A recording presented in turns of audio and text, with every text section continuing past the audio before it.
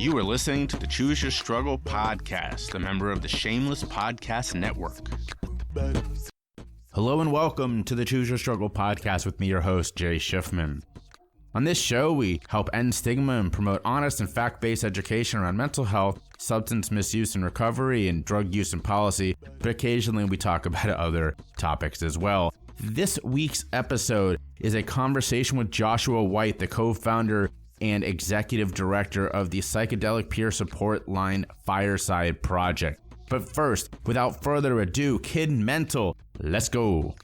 Things ain't always gonna go our way, but you can always win when you choose your struggle. And some battles are for yesterday, but today is for a new beginning. Choose your struggle, and don't worry about what they say, but you can always win when you choose your struggle. And you can bounce back just as Jay. Come on and listen to Choose Your Struggle. Whoa, choose your struggles. Choose your struggle. Whoa, choose your struggle. Hello and welcome to another episode of the Choose Your Struggle podcast. Thanks for tuning in. I want to start by saying thank you, just seriously thank you for everybody who reached out to say what last week's episode meant to them on Friday. Last week's Friday episode was what I mean. Yeah, telling the Wendy story was very difficult. Some of you were like, "Man, that was hard to listen to." I loved that feedback. That was fantastic. I appreciate how much everyone understood. You know how much that story meant to me. There was a lot of that. A couple of people, shared things that it made them think of. It meant a lot, and I really appreciate that. I'm recording this in Cincinnati. If I sound stressed, I am. I mentioned that we were coming here last week, I think, but we came into town to get our old house ready to sell, and then on was a Thursday, like 2 days before we left, my mom let me know that they are selling their house where I'm currently recording this, which is awesome. It's a big house for the two of them, and it just makes sense. And Lauren keeps asking me, "Well, aren't you sad? It's your childhood house." And sure, I guess, but it's a good move for them. I'm very happy for them, but it threw a kink into our plans because we had just planned to move some stuff from the basement of our old house into this one, and so. The fact that we can't do that anymore really changed our plans a lot. We had to not only move the stuff out of our old house, but all of my stuff from this house, right? Which was a good amount of stuff had to be moved out. I had to rent a truck and find a mover. It's been a lot this week. So I say all of that to say, number one, it's been stressful, but number two, the sound quality in this one, I did as much editing as I could. It's fine. It's just not as polished as normal. Also, I mentioned on this, and this will make more sense in a second, that I was going to do an action before this episode came out, and I just didn't. I apologized to Joshua, today's guest, for saying that and not doing it, but that's the reality of the situation. The guest, as I just alluded to, is Joshua White, the co-founder and executive director of the Fireside Project. Now, this is a really cool new service, not even a year old. It is a psychedelic peer support a line for people to call in. They call themselves the psychedelic peer support line, and what they do is it's for questions, it's for guidance, not guidance. They specifically said that that's not what they're doing. It's guidance, but I guess to be incredibly clear there, they're not guiding trips. That's not what they're doing. But guidance in the way of knowledge, right? I mean, before you embark on a enjoyment of a psychedelic journey, to ask some questions and feel heard and just talk to somebody who understands. And if you're going through something, if it's a difficult trip, as Joshua talks on this, there is no bad trips, just difficult trips. You can call and talk to someone who gets it, So I just love that this exists. I was made aware of it by a good friend, Katie. Shout out to Katie. I'm sure you're listening. And I'm very thankful that she did, because as much as I wanted to get to try this, I didn't have a chance to, as I said, but I very much am excited to do so as someone who really supports the direction that we are heading in around psychedelics and the way that they can help people. So, Joshua, thank you so much for taking the time to come on. Thank you to you and the entire team at Fireside for doing all that you are doing to help people. It's just so important and so appreciated and needed. So without further ado, enjoy this conversation with Joshua White of the Fireside Project. A quick shout out to my Patreon supporters. I am so grateful for your support and your love.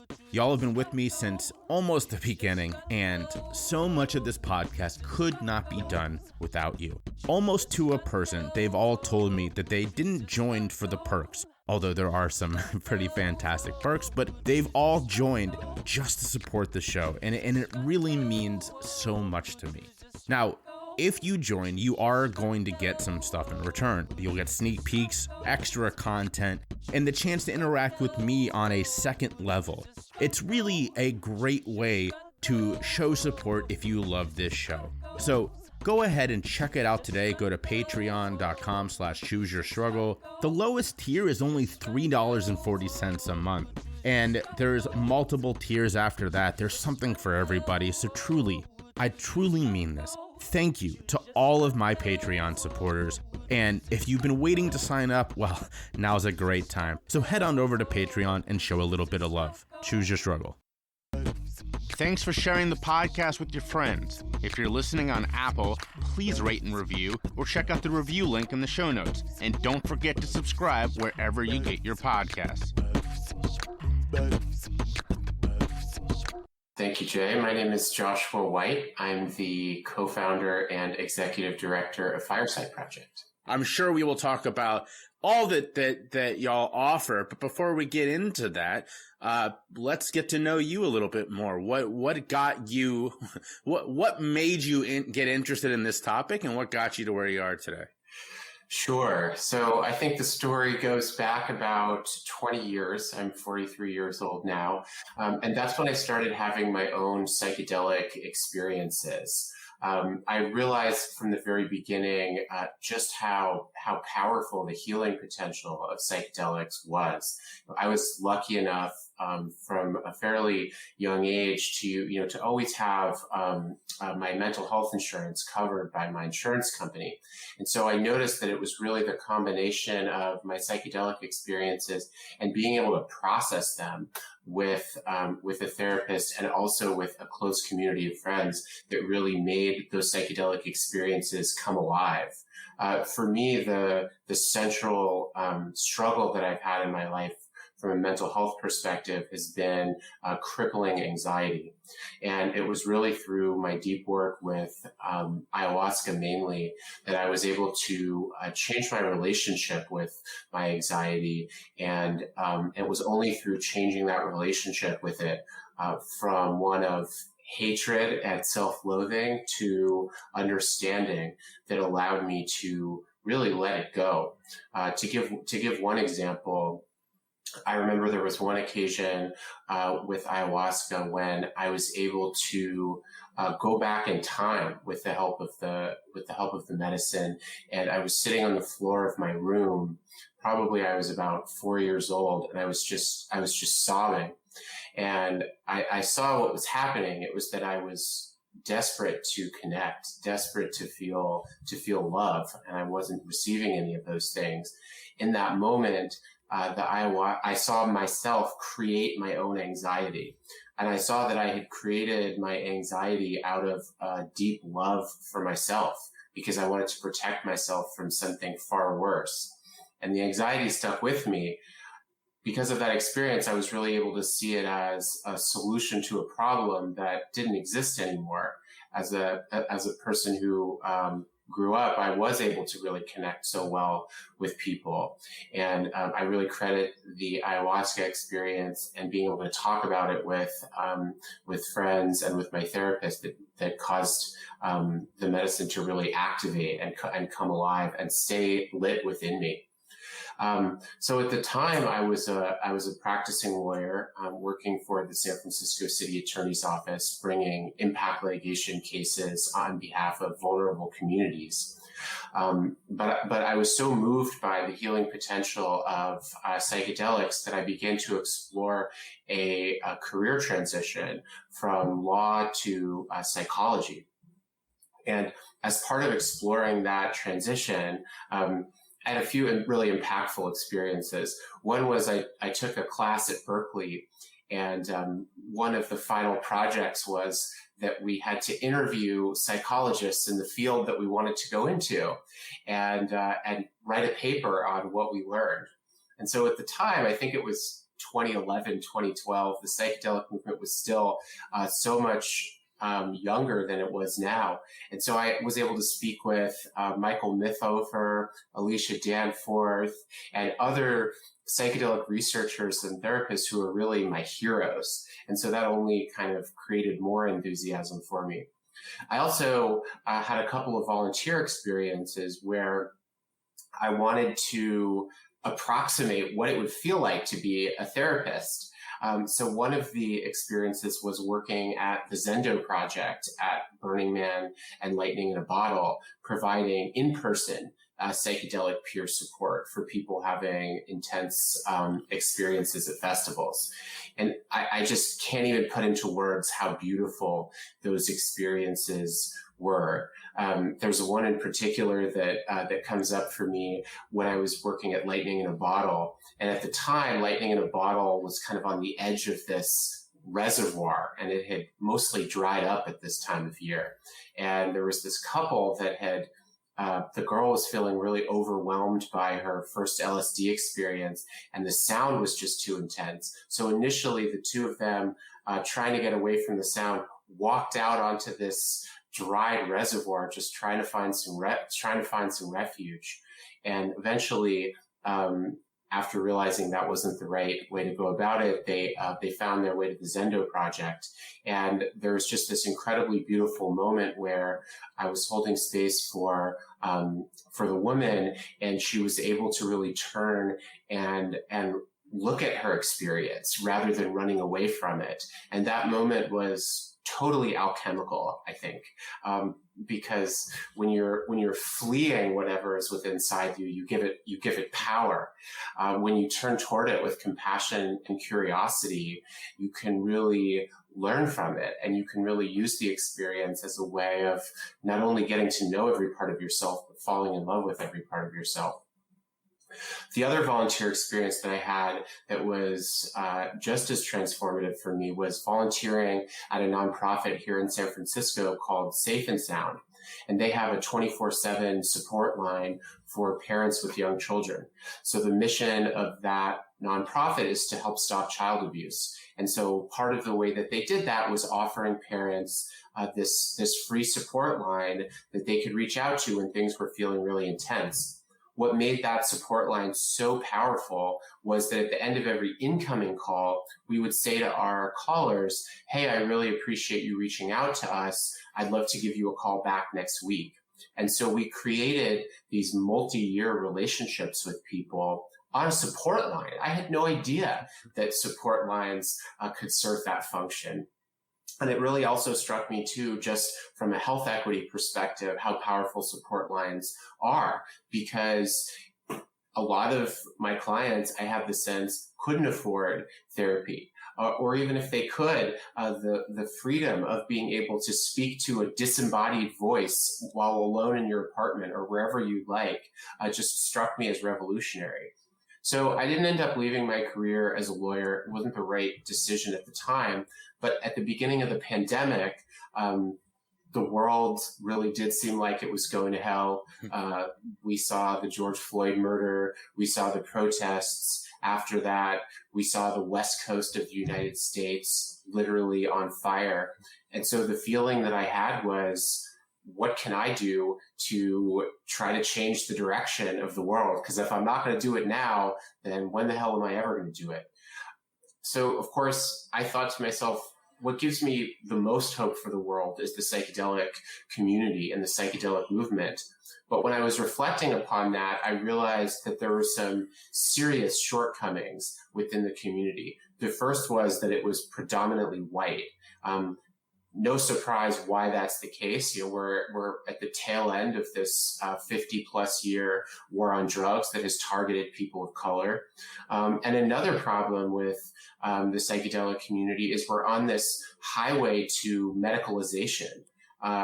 That the vision that I think certain forces within the movement have is that the only people who should have access to psychedelics and care for psychedelics are people who have money and privilege and insurance. And that just needs to change. And so we created Fireside Project to really solve all of these problems, to help create a more inclusive psychedelic movement. And we could talk about how we'll do that. And also to provide I think a really radical counterpoint to this medicalization model of peer-to-peer support for everyone, everywhere, for free.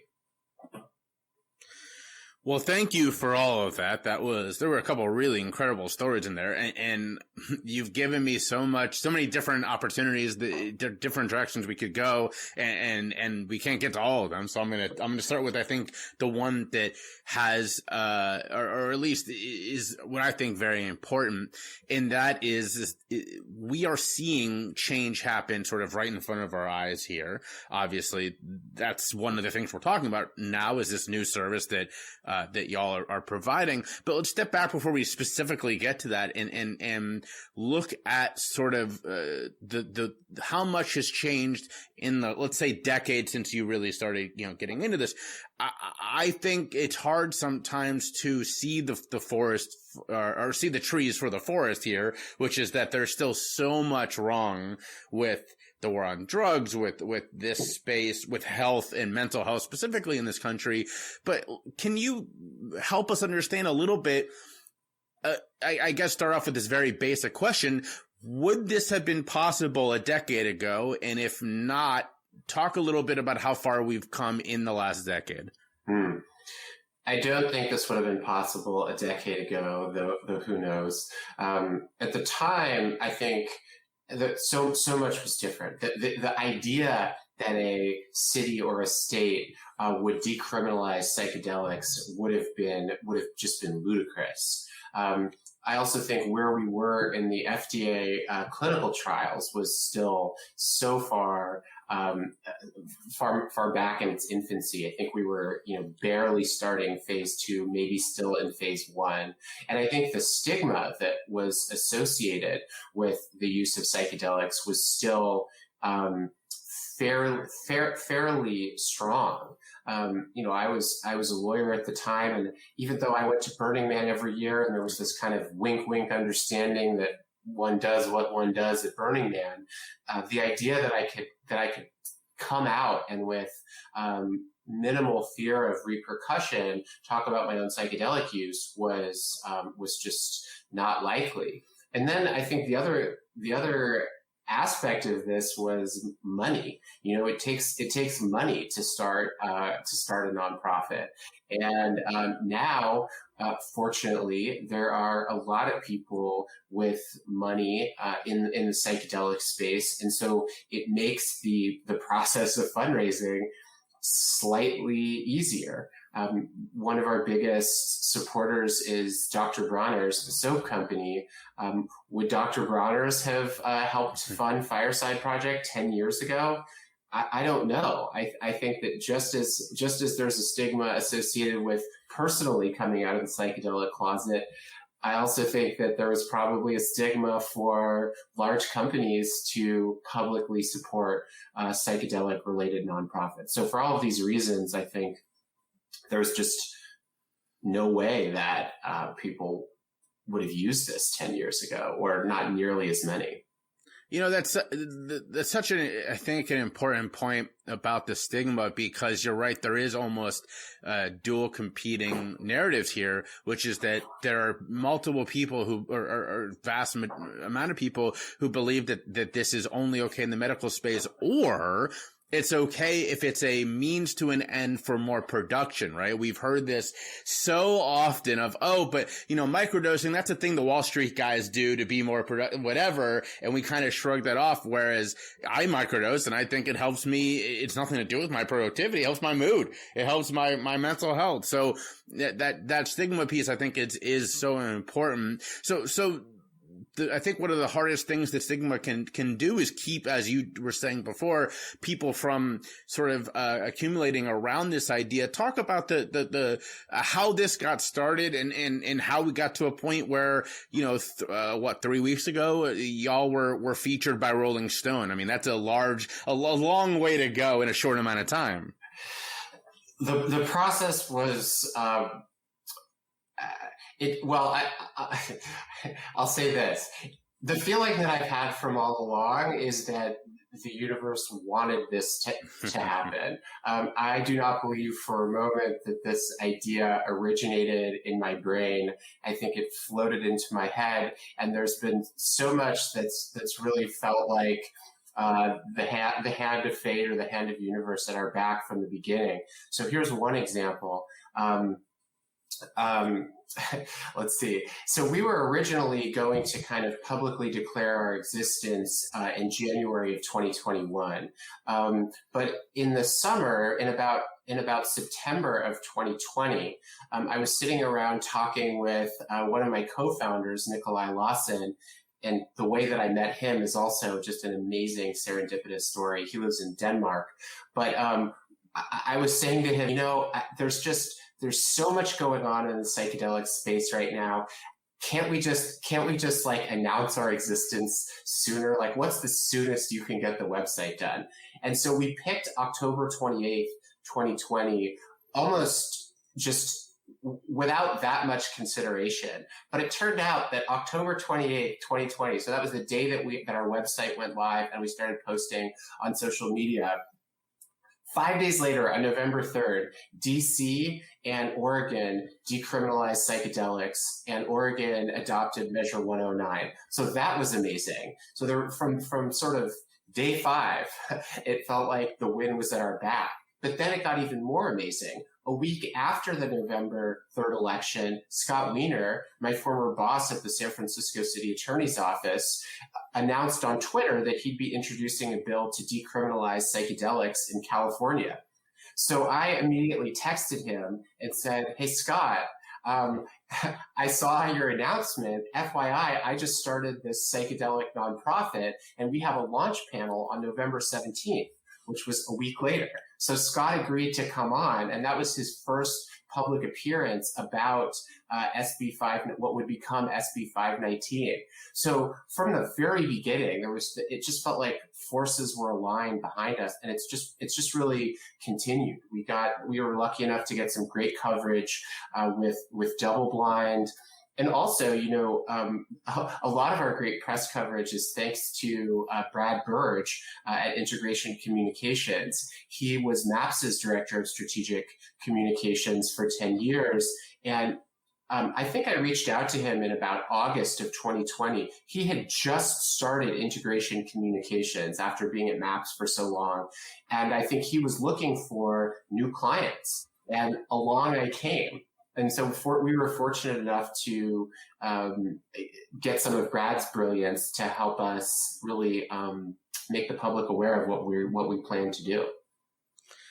So I want to spend the second half of this show talking about literally what this service offers, and as you and I talked about, some of the questions listeners have. So let's wrap up this first half with saying, okay, great, you're out there.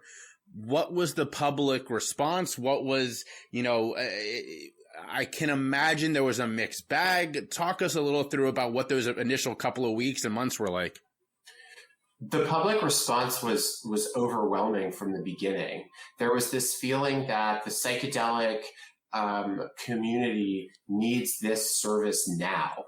At the time, we were in the heart of COVID, right? So what we had was access to psychedelics expanding because of Oregon and DC and other cities like Denver and Oakland.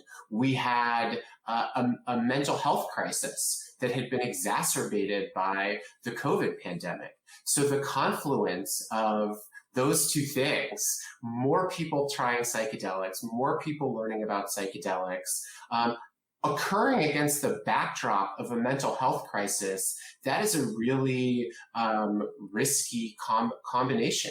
And there's just simply until we existed, there's simply no number that people could call. Either you had psychedelic friendly friends, in which case you could call them if that felt okay, or you were completely alone with your psychedelic experience. And not only is that dangerous potentially at a personal level, but there is a risk that high profile bad accidents can derail the entire movement. Well, before we get into some of the more specifics of this and some of the listener questions, let's pause real quick. Shout out where people can follow you online, where they can find this, obviously the number, all the stuff that you want everybody to know. Oh, thank you so much for that opportunity. So firesideproject.org is where you can find us on the internet. Our Instagram handle is @Fireside Project. Our Twitter handle is @GlowFireside. And our TikTok handle, and we do have a growing TikTok presence, is @firesideproject.org. We would really encourage you to sign up for our newsletter, which comes out every few weeks. You can learn all about the latest that we're doing, and also you can also learn about volunteer opportunities as they arise. Hey y'all, it's me, your host. I'm sorry to interrupt what I'm sure is a fantastic episode of the podcast, but I have to give a quick shout out to my partner, Runner Cbd. They have been working with me for a while now, and I just love their products. They have everything from tinctures to muscle gels, and all of them are fantastic. You know, I rub the muscle gel on my legs before I run, and they keep me feeling pretty good, which is saying something. So check out Roadrunner today at their website, www.roadrunnercbd.com/ref, REF/CYS. Again, that's roadrunnercbd.com/ref/CYS, and use the code CYS at checkout to let them know that I sent you and get 10% off. Trust me, you're gonna love this. I've sent some of their products to a couple different people, and they've all become repeat customers. So check it out today, and don't forget to let them know that Choose Your Struggle sent you. Find me on social media. Check the link in the show notes or search for me, Jay Shifman, on YouTube and LinkedIn, and Choose Your Struggle on Facebook, Instagram, and Twitter. So, as I said, the second half, I really want to focus on specifically what it is that the hotline does. But before we get into that, we do have some listener questions that I'm gonna ask, since we have such a professional with us today who can answer some of these. So the first one is one that I gotta admit, I may have been familiar with this years ago, but I don't remember this myself. This person asked, is it true that I had never heard of this, so I'm very interested. Is it true that orange juice can make your LSD trip stronger and milk can bring you down? I've never heard of this. Is this a common myth, or? I've heard the myth. I don't think that there's actually evidence behind it. I've heard a rumor that orange juice can heighten an MDMA experience. I don't know if it's true. With LSD and milk, I cannot imagine that is true. So I will say, when someone said that to me, I was like, once again, I've never heard this. I'm going to search it. And the only responses you get are from that really famous sort of moral panic of the guy who thought he was an orange juice story that apparently is not true at all. So I had never heard of this either, but I thought it was a very interesting question. Sure. So the second one was somebody who had said, she was appreciate this shout out. She said, I was listening to an earlier episode of Jay's, and he said that it's a lot harder to have a bad trip than we were taught, which is obviously we were told, if you take LSD, you're going to have a bad, like all that kind of stuff. She said, can you talk a little bit about ways to help prevent yourself from having a bad trip? Sure. Well, I think the first thing that I would say is be careful of the term bad trip. There are difficult trips. I don't think that there are bad trips. So when we talk about like preparing for a trip, there's the the great Timothy Leary turn of phrase, set and setting. Yeah. Your setting is your physical location. Where are you? Who is with you? What are you listening to? Your set is your mindset. Where are you emotionally? What is your intention for your psychedelic experience? So I think it's really important to be mindful of set and setting and to do that preparation. Now, psychedelics, the way that they work they are amplifiers of your subconscious. The great phrase from Stanislav Grof is, psychedelics are to the mind what the microscope is to biology and the telescope is to astronomy. I love that phrase because it's just so evocative of what is actually happening with a psychedelic experience. And so I think that sometimes when people have difficult trips, that's because there are things coming up for them that maybe they weren't prepared to deal with. And I think that during those kind of challenging moments, first, it's important to have, someone with you who can hold space for you so you're not alone. Or you can call Fireside Project at 62-FIRESIDE, so 623-473-7433. But difficult trips are unparalleled opportunities to learn about what is happening inside of you, to learn about what your processes are. A lot of the reasons that we suffer are because of habits of the mind, patterns of the mind. And so on psychedelics, sometimes those patterns can really be brought to the forefront of your consciousness so that you can't look away. That can be absolutely terrifying.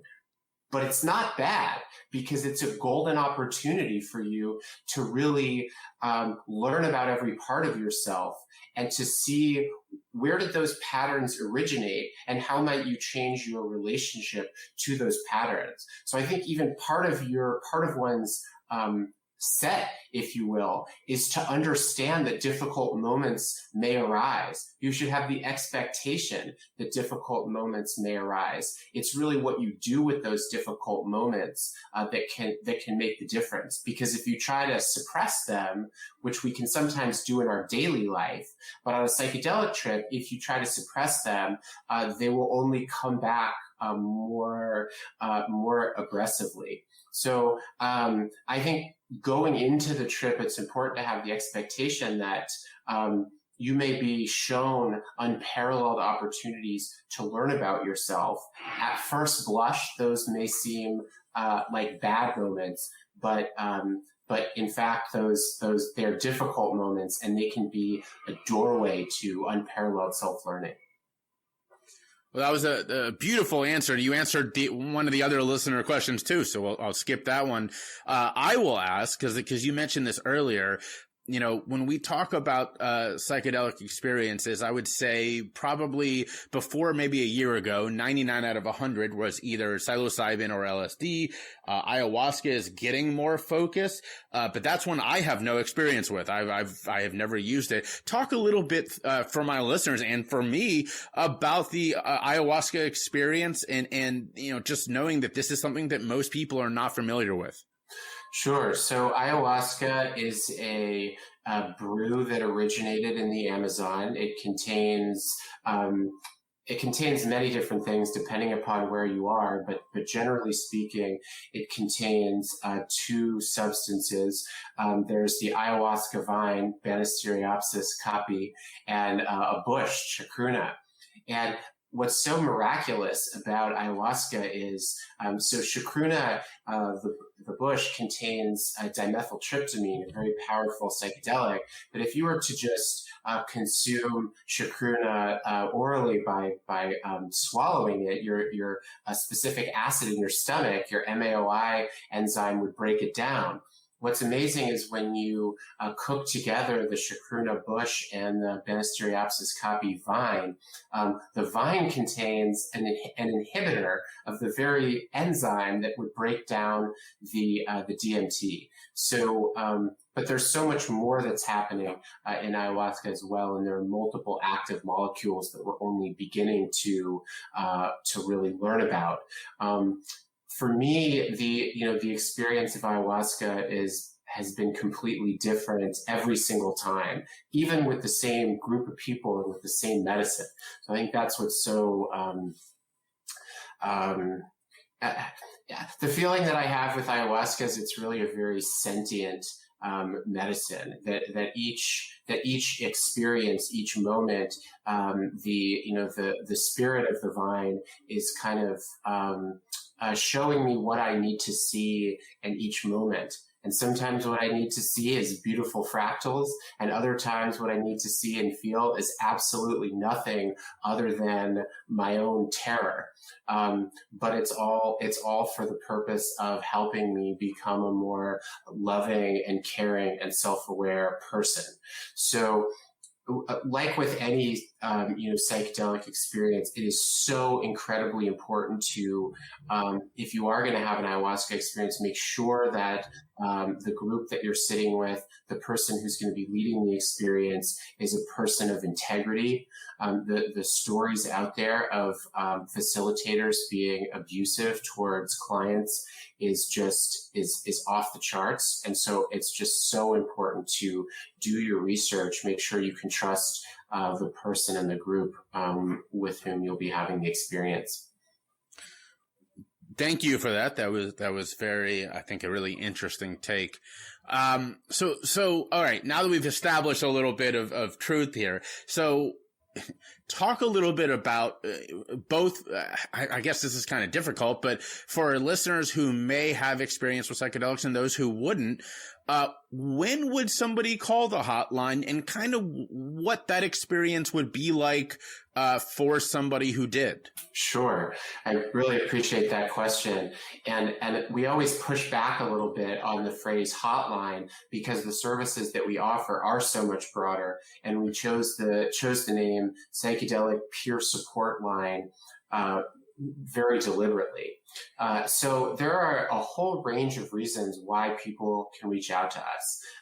The first, and I think the most obvious to a lot of people, is if they're having a challenging psychedelic experience. They can call us and they can text us. So we offer both forms of support, and we'll soon be offering live chat. And so again, 62 Fireside, 623-473-7433.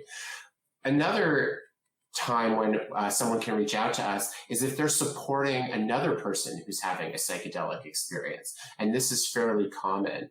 You've decided to trip sit for your friend and things start getting really intense and you don't know what to do. You don't know how to best support your friend. So you can call or text us in those circumstances. Another time you can reach out to us, and actually most of our calls are for the following purpose. It's you need help processing the meaning of a past psychedelic experience, whether it happened last night or 25 years ago. And we've had the full range. If you think of a psychedelic experience as among the most spiritually significant experiences of your life, that can really highlight why you need to actually process the experience. We call that integration. That integration process can take any number of forms. It's different for every person, but talking about what happened during the experience and how you're coming back to ordinary reality is really important.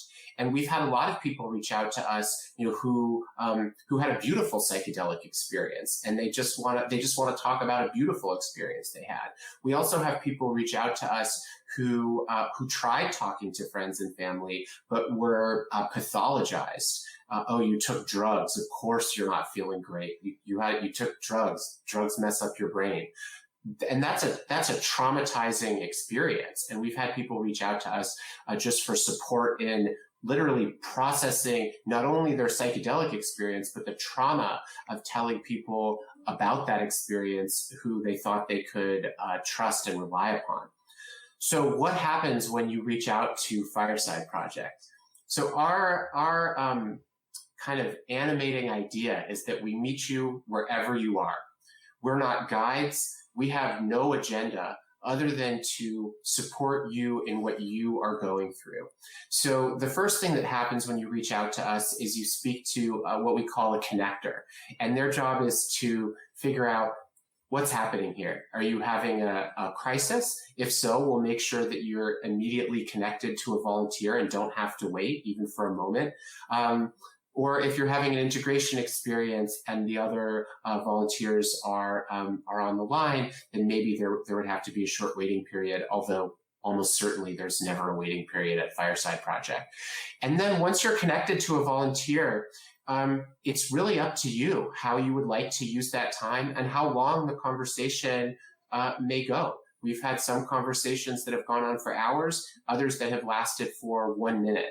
And we really, I want to emphasize, we are not guides. It's you who are you are driving the experience. And really, what we like to say is we trust the process. The process unfolds as it's meant to unfold. And our job is to support you in that process and to be a container for you as that process unfolds. So what does that mean? It's a lot of active listening and reflecting back what you've said. That can be so powerful if you've never had that happen to you. And also there's just a lot of what we call like validation and normalization.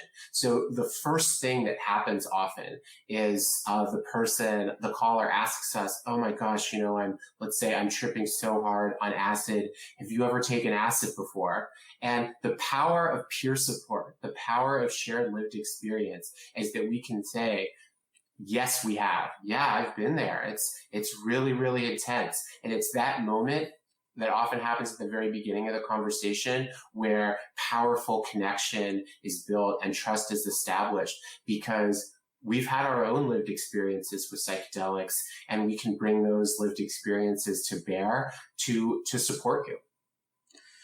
I love that peer connection part is so important. My listeners all appreciate that. I just put the number in my phone and as my listeners know, I really, with stuff like this, I like to try it myself. So I will give you all a call before this episode goes out. So I'll be able to talk about it on the intro. So there's so many different things. We obviously don't have time for everything, but I do have one last question before we go into the final questions. And that is, obviously the service is free for people who call. So talk a little bit about how y'all are supported funding wise, how people can support you. What does that look like? Yeah, I appreciate that question. And actually, just to sort of hop back to, to something you said previously, like we encourage everyone to call in just to test it out. You can absolutely do that. If we have a lot of people calling and say, is this real? And you can call in, verify for yourself that it's real. And maybe you just want to chat for a few minutes about a psychedelic experience you had 10 years ago, just to see, well, what is it like to talk to a peer on the phone about a psychedelic experience? Do that. See what it's like. See if you feel a nice connection. And then maybe if you are in the midst of a psychedelic experience, you will have already had a conversation with us. So call in and test it out for sure. I love it. Yes, listeners, definitely do that. So in terms of how we're supported, so we're a nonprofit and we're donation based. We like to say, you're just as your local NPR public radio station is listener supported, we're community supported. So you can go to our website and you can make a tax deductible donation. You can also donate by crypto. We really encourage people to make kind of like monthly donations, even if it's $5 a month, $10 a month. That's really what keeps us going.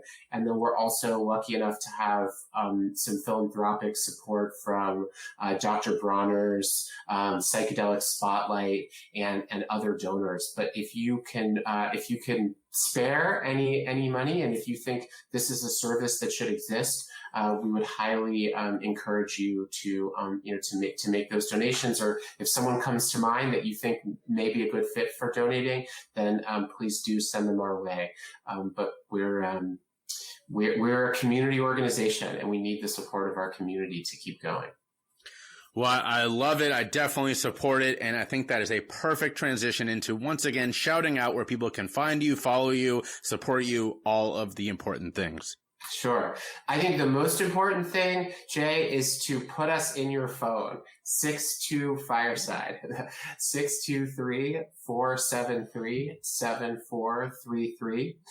We're actually going to be coming out with an app in a couple of weeks. And really the app it's a UI for someone tripping. So you open it up and it's a button that says call and a button that says text.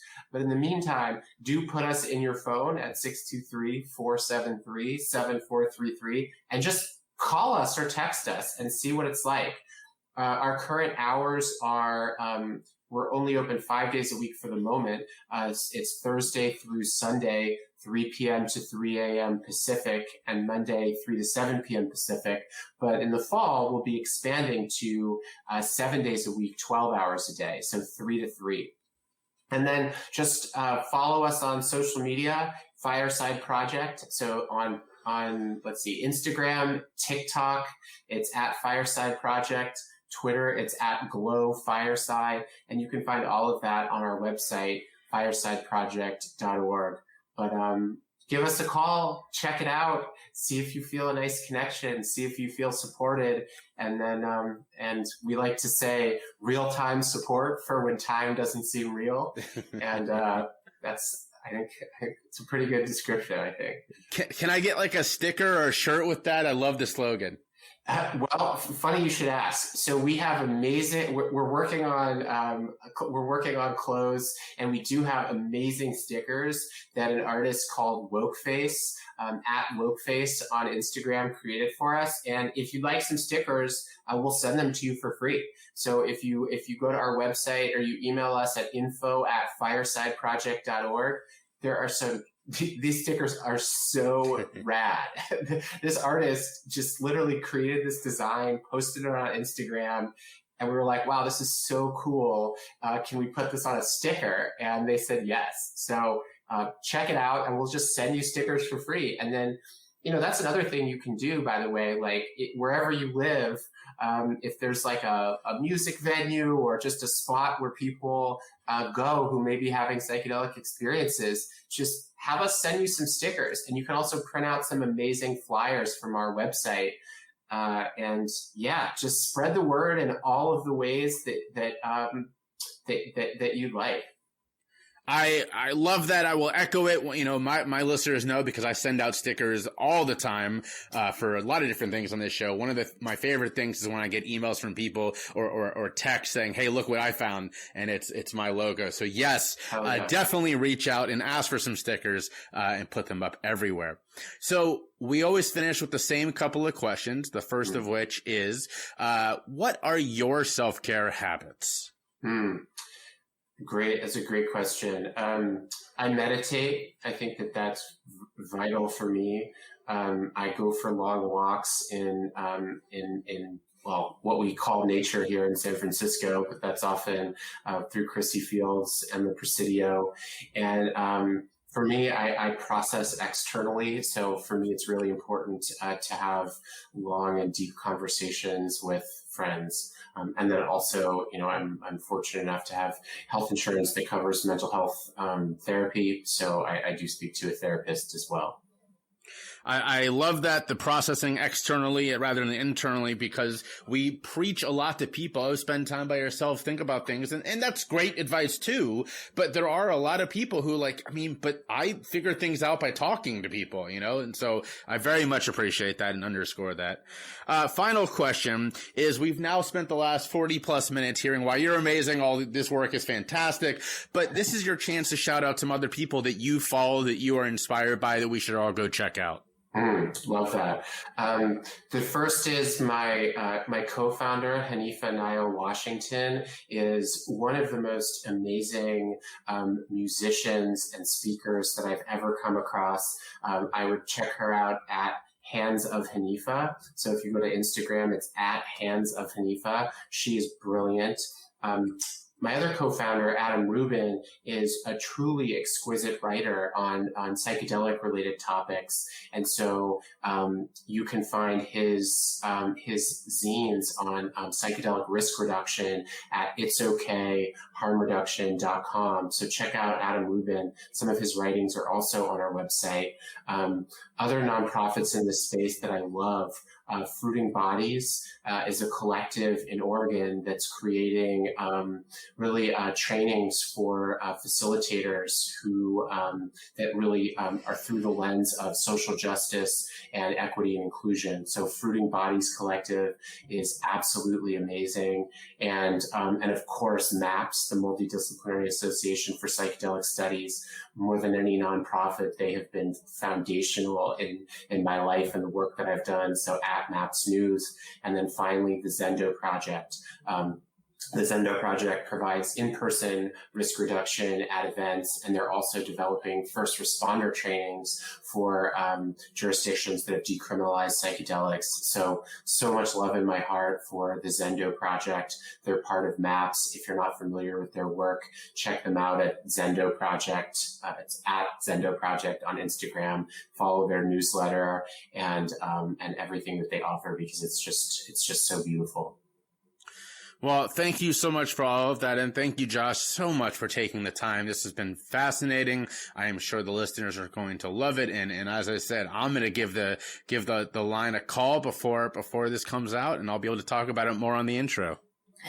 Thank you so much, Jay. I really appreciate the opportunity. To all of your listeners, thank you so much for listening. And, I hope that our service can support you at some point, and I would just be honored if you could spread the word in your communities.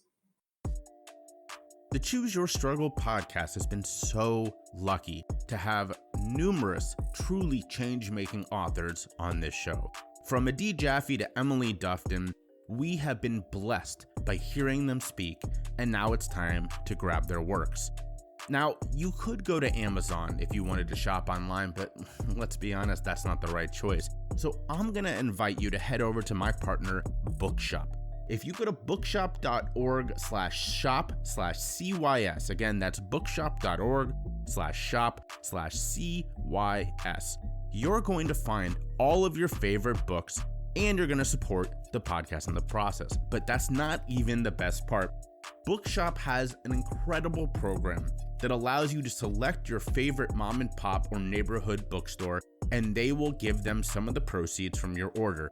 Now, living here in Philly, that's been a really hard choice because we have fantastic bookstores all over, but I selected Harriet, which is a truly wonderful Black-owned bookstore in Northern Philly. I love it. My wife loves it. We go there as much as we can. Honestly, why would you go anywhere else? So again, go check out Bookshop at bookshop.org/shop/CYS. You're going to find the book you're looking for. You're going to support your neighborhood bookstore, and you're going to support the podcast in the process. So check it out today and go ahead and buy that book you've been waiting for.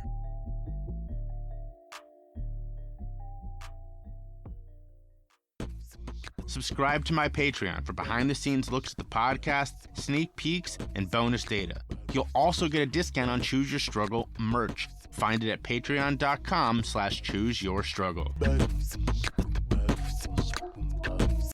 All right, we've come to the end of another episode of the Choose Your Struggle podcast. Thank you so much for tuning in. I hope you enjoyed the incredible conversation with Joshua White. I think back on some of the difficult trips. I let me actually dive into that for a second, because I love that idea that there are no such thing as bad trips. Now, I will say there are some bad experiences I've had while tripping, but he's right. I mean, the trips themselves are not bad. They're difficult.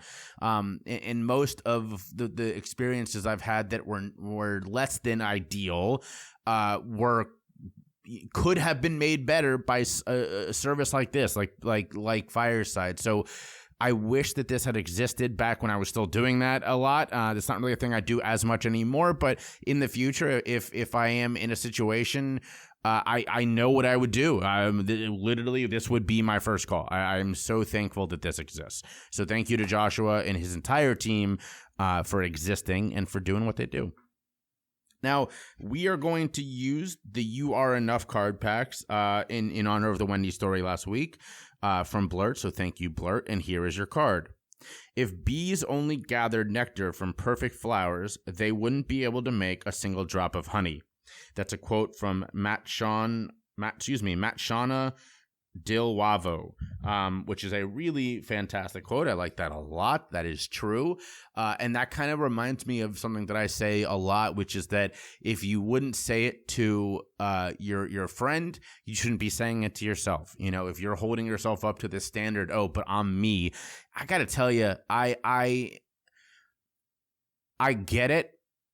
This is something I've worked really hard on, and at times I still struggle with that, like most people do. But you know, we all have those people in our lives who refuse to, let's say, see a therapist or refuse to do any sort. I actually have someone in my life who is like thinks mindfulness is stupid, and then they're just stressed out all the time. And I'm like, hey, you know, this could be a good idea. No, why would you think I need that? How dare you?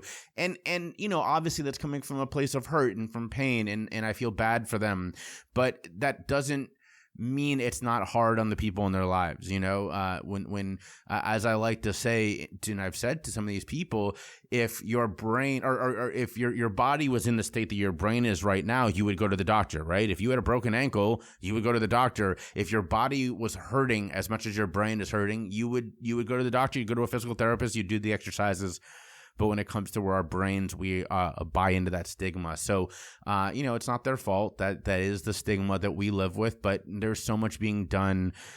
It is frustrating at times. I'm not immune to that, of being frustrated when I have people like that in my life. So, you know, nobody is perfect. There's no such thing as a perfect flower. And we all have to give ourselves a break sometime. So your good eggs for this week is twofold. Number one, of course, try the Fireside Project peer support line. Give it a call. As Joshua said, you know, it's just great to chat with the people who get it, right? Call in, ask them some questions.